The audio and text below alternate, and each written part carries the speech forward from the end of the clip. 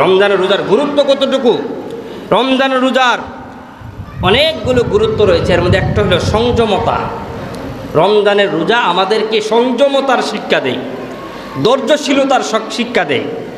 কারণ রাসূল সাল্লাল্লাহু আলাইহি সাল্লাম হাদিস শরীফে ইরশাদ করেছেন, ওহুয়া শাহরুস সবরি আস-সবরু সাওয়াবুহু আল জান্নাহ। এই রমজান মাসটা এটা হলো ধৈর্যের মাস, ধৈর্য ধারণ করার মাস, সবর করার মাস। রমজান মাসে পানাহার থেকে আমরা সবর করি, বিভিন্ন গুনাহ থেকে আমরা সবর করি, সামনে অনেক কিছু চাই, মনে চাই করার জন্য, এরপর আমরা করি না। এই মাসটা হলো ধৈর্যের মাস।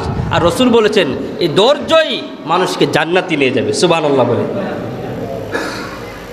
এই যে সবর, আমরা শুধুমাত্র মনে করি সবর মানে বিপদ আসলে ধৈর্য ধারণ করা, এটাকে আমরা সবর মনে করি, ধৈর্য মনে করি। আসলে বিষয়টা এরকম না। সবর তিন প্রকার। এক নম্বর আস-সবরু আনিল ইতাআহ, দুই নম্বর আস-সবরু আনিল মাসিয়া, তিন নম্বর আস-সবরু আনিল বালা। সবর তিন প্রকার, ধৈর্য তিন প্রকার। এক নম্বর আল্লাহর আনুগত্য করার ক্ষেত্রে ধৈর্য, আল্লাহর আনুগত্য, আল্লাহর বিধান পালন, এটার ক্ষেত্রে ধৈর্য ধারণ করা, এটাও এক ধরনের ধৈর্য। আপনি নামাজ পড়তে আসছেন, আপনি ধৈর্যের সাথে নামাজটা পড়তে হবে। শয়তান আপনাকে ধোঁকা দিবে নামাজ না পড়ার জন্য, ইবাদত বন্দেগী না করার জন্য। এই জায়গাতে আপনি ধৈর্য ধারণ করে ফিরে আসে নামাজ আদায় করা, এটাও এক ধরনের ধৈর্য। দুই নম্বর আস-সবরু আনিল মাসিয়া, গুনাহ থেকে বিরত থাকার মাধ্যমে ধৈর্য। গুনাহ থেকে বিরত থাকা, শুধুমাত্র বিপদে পড়ছেন ধৈর্য, এটার নাম ধৈর্য নয়। গুনাহ থেকে বিরত থাকার মাধ্যমে ধৈর্য ধারণ করতে হয়। আপনার সামনে সব আছে, আপনি চাইলেই গুনাহ করতে পারেন, গুনাহ না করে ফিরে আসা, এটা এক ধরনের ধৈর্য। তিন নম্বর হলো আস-সবরু আনিল বালা, বিপদ মুসিবতে ধৈর্য ধারণ করা, যেটা আমরা সকলে জানি। এই তিন ধৈর্য যদি আমি ধরতে পারি, আল্লাহর ইবাদত বন্দেগী করার ক্ষেত্রে ধৈর্য, গুনাহ থেকে বেঁচে থাকার মাধ্যমে ধৈর্য, তিন নম্বর হইল বিপদ মুসিবত যখন আমার কাছে চলে আসবে তখন ধৈর্য ধারণ করা। এই তিন ধৈর্য ধারণ করা যদি আমি করতে পারি, আল্লাহ রাসূল বলেন আস-সবরু সাওয়াবুহু আল জান্নাহ, এই সবর, এই ধৈর্যের প্রতিদান হলো একমাত্র আল্লাহর জান্নাত। সুবহানাল্লাহ বলে। তাহলে রমজান মাসের তাৎপর্য হলো এক নম্বরে সংযমতা, ধৈর্য ধারণ করা। অনেক মানুষ এমন আছে রমজান মাসে মাথা গরম হয়ে যায়, মাথা মানে মেজাজ খিটখিটে হয়ে যায়, এরকমটা করা যাবে না, ধৈর্য ধারণ করতে হবে। হাদিস শরীফে আছে রাসূল সাল্লাল্লাহু আলাইহি সাল্লাম ইরশাদ করেন, লাইসা সিয়াম মিনাল আকলি ওয়াশ শুরবি, যে রমজান শুধুমাত্র পানাহার থেকে বিরত থাকার নাম নয়। এই রোজা শুধুমাত্র পানাহার থেকে, খাইলাম না, পান করলাম না, স্ত্রী সঙ্গম করলাম না, এর নাম রোজা নয়। রোজা কি? রোজা হইল ইন্নামাস সিয়াম মিনাল লাগবি ওয়ার রাফাসি। রাসূল সাল্লাল্লাহু আলাইহি সাল্লাম বলেন এই সিয়াম হলো, রোজা হলো সর্বপ্রকার অশ্লীলতা থেকে বিরত থাকা, অনর্থক কাজ থেকে বিরত থাকা, এটার নাম হলো সিয়াম। আল্লাহ রাসূল সাল্লাল্লাহু আলাইহি সাল্লাম বলেন ফাইন সাবাকা আহাদুন, যদি কেউ তোমাকে গালি দেয়, তোমার সাথে ইচ্ছা করে ঝগড়া করতে চায়, আল্লাহ রাসূল জানাই দিয়েছেন উম্মত, কেউ যদি তোমার সাথে ঝগড়া করতে চায়, গালিগুলোজ করে তোমার সাথে রাগারাগি করতে চায়, তুমি তাকে জানাই দাও ইন্নী সাইমুন, ভাই আমি রোজাদার, আমি তোমার সাথে ঝগড়া করব না। তুমি আমাকে গালি দিলো, আমি তোমাকে গালি দিব না। তুমি আমার সাথে জোর করে ঝগড়া করতে চাইলেও আমি ঝগড়া করব না। কেন? আমি রোজাদার, আমি রোজা রাখছি। সুবহানাল্লাহ বলে। এই শিক্ষাটা আমাদেরকে, এই রমজান আমাদেরকে এই শিক্ষাটা দেয়। এটা যদি আমি গ্রহণ করতে পারি তাহলে রোজা আমাদের জন্য সাকসেস হয়ে যাবে। রোজার দুই নম্বর তাৎপর্য হইল এই রমজানের রোজা আমাদেরকে মুত্তাকি হওয়া, তাকওয়াবান হওয়ার শিক্ষা দেয়। আল্লাহ তাআলা কোরআন কারীমে ইরশাদ করেন, ইয়া আইয়ুহাল্লাযীনা আমানু কুতিবা আলাইকুমুস সিয়ামু কামা কুতিবা আলাল্লাযীনা মিন ক্বাবলিকুম লাআল্লাকুম তাত্তাকুন। এই রমজানের রোজা আল্লাহ তাআলা আমাদেরকে ফরজ করেছেন। এই রোজাকে ফরজ করেছেন কেন? আল্লাহ বলেন লাআল্লাকুম তাত্তাকুন, তোমরা যাতে তাকওয়াবান হইতে পারো, তাকওয়া অর্জন করতে পারো, এজন্য আমি আল্লাহ তোমাদেরকে রোজা ফরজ করেছি। সুবহানাল্লাহ বলে। তাকওয়া কি? তাকওয়া মানে আল্লাহর ভয় অন্তরে লালন করা, আল্লাহর ভয় অন্তরে থাকা, এটাকে বলা হয় তাকওয়া। এই জিনিসটা যার অন্তরে চলে আসবে সে কখনোই আর কোনো গুনাহ করবে না। সে অন্ধকারের ঘরের ভিতরেও যদি থাকে তখনও তার অন্তরের মধ্যে যদি তাকওয়া থাকে সে চিন্তা করবে দুনিয়ার কেউ দেখে না, কিন্তু আমার আল্লাহ দেখে, ঠিক কিনা বলেন? তাহলে সে কখনোই গুনাহ করতে পারবে না। সে যদি রাষ্ট্রের ক্ষমতার কোনো মসনদে থাকে, যদি তার অন্তরের মধ্যে ভয় থাকে, আল্লাহর ভয় আর তাকওয়া থাকে, তাহলে সে কখনোই হারাম উপার্জন করবে না, অন্যায়ভাবে কারো উপর জুলুম অত্যাচার করবে না। এজন্য এই রমজান এক মাস আমাদেরকে এই শিক্ষাটা দেয়, বান্দা তোমার অন্তরের মধ্যে আল্লাহর ভয় পয়দা করো, রোজার মাধ্যমে এটা পয়দা হয়ে যায়। সুবহানাল্লাহ বলে। হযরত উবাই ইবনে কাব রাদিয়াল্লাহু তাআলা আনহুকে উমর রাদিয়াল্লাহু তাআলা আনহু প্রশ্ন করেছেন, হে উবাই, তাকওয়া কাকে বলে? আল্লাহর ভয় যে অন্তরে, তুমি যে বললে তাকওয়ার কথা, তাকওয়া কাকে বলে? হযরত উবাই রাদিয়াল্লাহু তাআলা আনহু বলেন, আমা সালাকতা তরিকান ফি শাওকাহ, হে উমর রাদিয়াল্লাহু তাআলা আনহু, আপনি কি কোনো কাঁটাযুক্ত রাস্তা দিয়ে চলাচল করেছেন? এমন রাস্তা যে রাস্তার উভয় পাশে কাঁটা আছে, এমন রাস্তা দিয়ে চলাচল করেছেন? উমর রাদিয়াল্লাহু তাআলা আনহু বলেন, হ্যাঁ, আমি তো এমন রাস্তা দিয়ে চলেছি। তখন উবাই ইবনে কাব জিজ্ঞেস করেন, আপনি যে চলছেন কিভাবে চলছেন? তখন এই কাঁটাযুক্ত রাস্তা দিয়ে যাওয়ার সময় আপনি কিভাবে হেঁটে গিয়েছেন?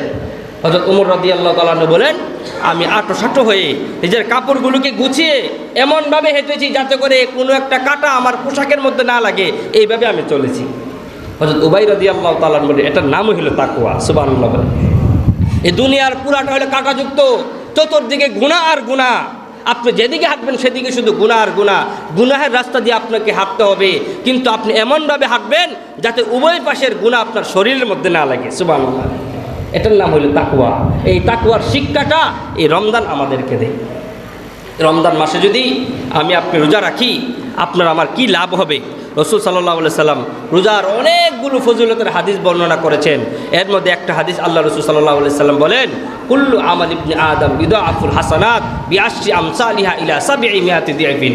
আল্লাহ রাসূল সাল্লাল্লাহু আলাইহি সাল্লাম বলেন, প্রত্যেক বনি আদম যে দুনিয়াতে যত নেক আমল করবে, নেক আমলের সওয়াব 10 গুণ থেকে বাড়াইতে আল্লাহ তাআলা 700 গুণ পর্যন্ত বাড়ায় দেন। সুবহানাল্লাহ বলেন। প্রত্যেকটা মানুষের আমল সর্বনিম্ন 10। আপনি যে কোনো একটা আমল করবেন, 1 টাকা মসজিদে দান করলেন, সর্বনিম্ন 10 টাকা পাবেন, 10টা নেক আমল পাইবেন। কিন্তু এটা বাড়তে বাড়তে 700 গুণ পর্যন্ত বাড়তে পারে। 700 গুণ কীভাবে বাড়বে? আপনি যে দানটা করছেন, আপনার কি পরিমাণ ইখলাস ছিল, নিয়তটা কি পরিমাণ ছিল, নিয়ত অনুযায়ী আপনার এই নেক আমলের পরিধি বাড়তে থাকবে, বাড়তে বাড়তে 700 পর্যন্ত বাড়বে। ক্বালাল্লাহু তাআলা ইল্লা সাওম, আল্লাহ তাআলা বলেন, বনি আদমের প্রত্যেকটা বনি আদম যত আমল করে না কেন, প্রত্যেকটা আমলের বিনিময়ে 1টা করে নয়, বরং প্রত্যেকটা আমলের বিনিময়ে 10টা করে আল্লাহ তাআলা নেকি দিবেন। এই নেকিটা বাড়তে বাড়তে 700 পর্যন্ত বাড়বে। আল্লাহ তাআলা বলেন ইল্লা সাওম, কিন্তু রোজার প্রতিদান আল্লাহ তাআলা দুনিয়াতে দিবেন না। কেন? ফাইন্নাহু লি ওয়া আনা আজজি বিহি, কারণ দুনিয়াতে যে বান্দা রোজা রাখে, রোজাটা একমাত্র আমার জন্য রাখে, দুনিয়ার কাউকে দেখানোর জন্য রাখে না। এজন্য কিয়ামতের ময়দানে আমি আল্লাহ নিজ কুদরতি হাতে ওই বান্দাকে এর প্রতিদান দিব। সুবহানাল্লাহ বলে। ফাইন্নাহু লি, আল্লাহ তাআলা বলে দিয়েছেন রোজা বান্দা একমাত্র আমার জন্য রাখে। বলেন দেখি, কেউ কি রোজা রেখে এরকম গর্ব করতে পারে আমি আজকে রোজা রাখছি? এ কথা বলে আরে পাগল মনে করবো। আর তুই সবাই তো রোজা রাখে, রোজা রাখার দ্বারা কেউ বেড়াগিরি দেখাইতে পারে না, কিন্তু নামাজ পড়ার দ্বারা বেড়াগিরি দেখাইতে পারে। আমি নামাজি, একটা বাপসাপ থাকে নামাজি, আর হজ করে আইলে তো কোনো কথাই নাই। মানে হজ করে আসতেই আলহাজ না লাগাইলে এই হাজির হজ যেন কবুলি হয়েছে না, এমন একটা অবস্থা হয়, ঠিক কিনা বলেন? তাহলে হজ করে আপনি মানুষকে দেখাইতে পারেন, নামাজ পড়ে টুপি টাপি লাগাইলে এই ব্যক্তি নামাজি ব্যক্তি, সবাই তারা আলাদা করে সম্মান করে মর্যাদা দেয়। কিন্তু রোজা কেউ যদি রাখে, আলাদা করে দুনিয়ার মানুষ তাকে কোনো মর্যাদা দেয় না, আর না রাখলে সে তারও লাঞ্ছিত অপমানিত হবে। রোজা রাখে নাই, তাহলে আল্লাহ তাআলা বলে দিয়েছেন রোজাটা বান্দা একমাত্র আমার জন্য রাখে। ফাইন্নাহু লি, কেন রোজা একমাত্র আমার জন্য রাখে, সুতরাং ওয়া আনা আজজি বিহি, আর সুতরাং এর প্রতিদান একমাত্র আমি আল্লাহই নিজে দিব। সুবহানাল্লাহ।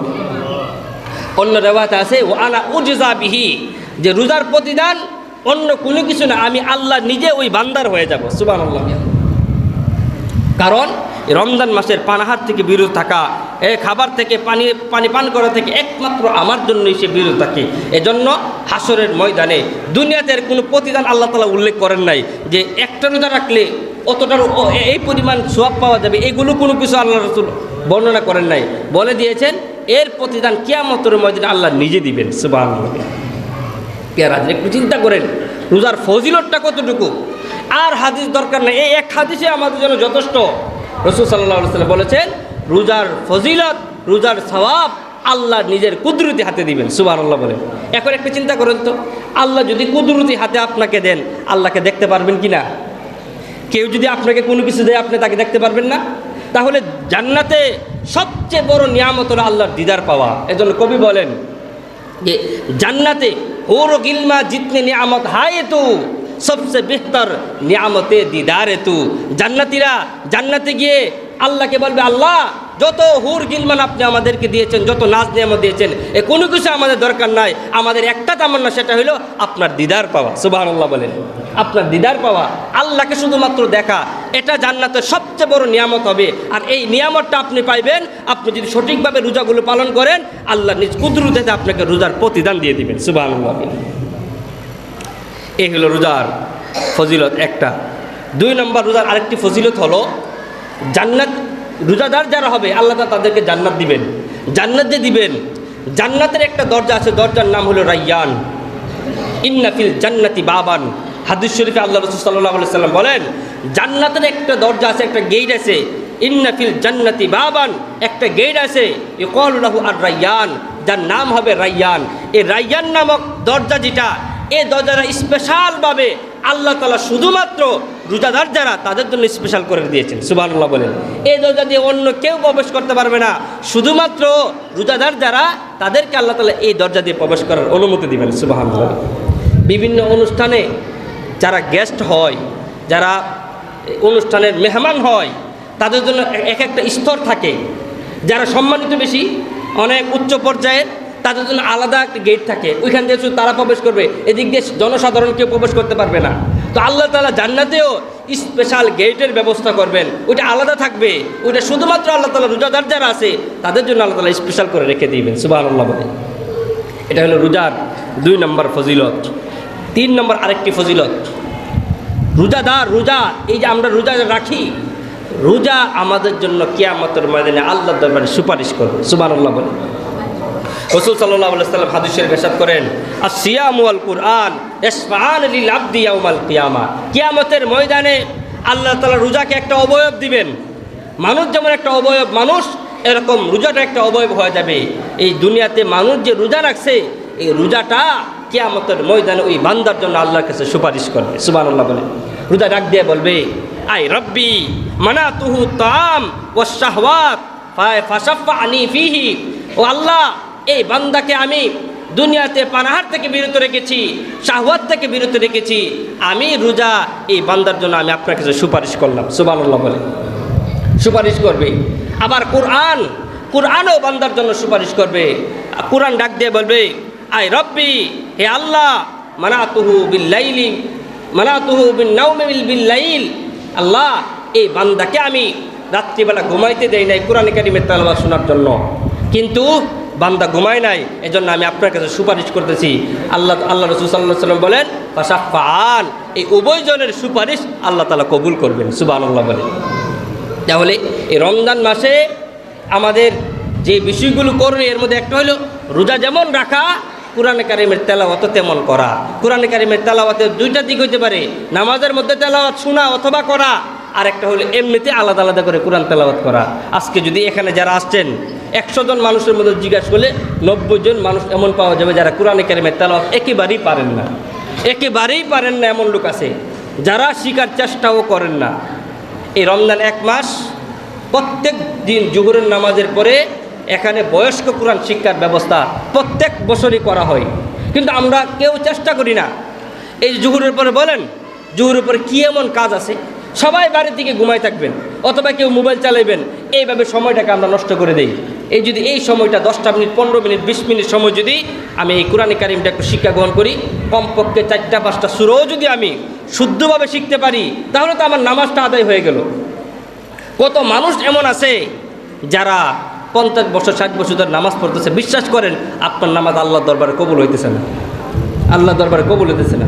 কারণ নামাজ কবুল হওয়ার জন্য দুইটা জিনিস থাকবে, একটা হলো ইসাবাত, একটা হলো ইজাবাত। ইসাবাত মানে হইল নামাজের যত বিধিবিধান আছে সবগুলোকে সঠিকভাবে আপনি পালন করতে হবে, ফরজ বিধানগুলো পালন করতে হবে, ওয়াজিবগুলো পালন করতে হবে, নামাজের ভিতরে বাইরে 13 ফরজ, এই সবগুলো ফরজ আপনাকে পালন করতে হবে, এরপরে নামাজ আল্লাহর দরবারে কবুল হবে। আর একটা হলো ইজাবাত, আপনি যে নামাজ পড়তেছেন একমাত্র আল্লাহর জন্যই করতেছেন, ইখলাস থাকতে হবে। যদি থাকে এই দুইটা জিনিস থাকলে আল্লাহর দরবারে আপনার নামাজটা কবুল হবে। এখন বলেন কত মানুষ আছে নামাজের ভিতরে বাইরে 13 ফরজ যে আছে এগুলো অনেকে জানেই না। আপনি অনেকে এই কথাটা বলে যে হুজুর আমাদের কোনো সমস্যা নাই, আমরা তো ইসলাম ধর্ম কিছু জানি না, আল্লাহ তাআলা আমাদেরকে মাফ করে দেবেন। আপনারা জানেন বেশি, আপনাদের ভিতরে পেজ বেশি, এই ধরবা আল্লাহ তাআলা আমাদেরকে ধরবে না, এই কথা বলে কিনা অনেকে। বিশ্বাস করেন যারা জানে নাই তাদেরকে আল্লাহ তাআলা ডবল শাস্তি দিবেন, ডবল শাস্তি।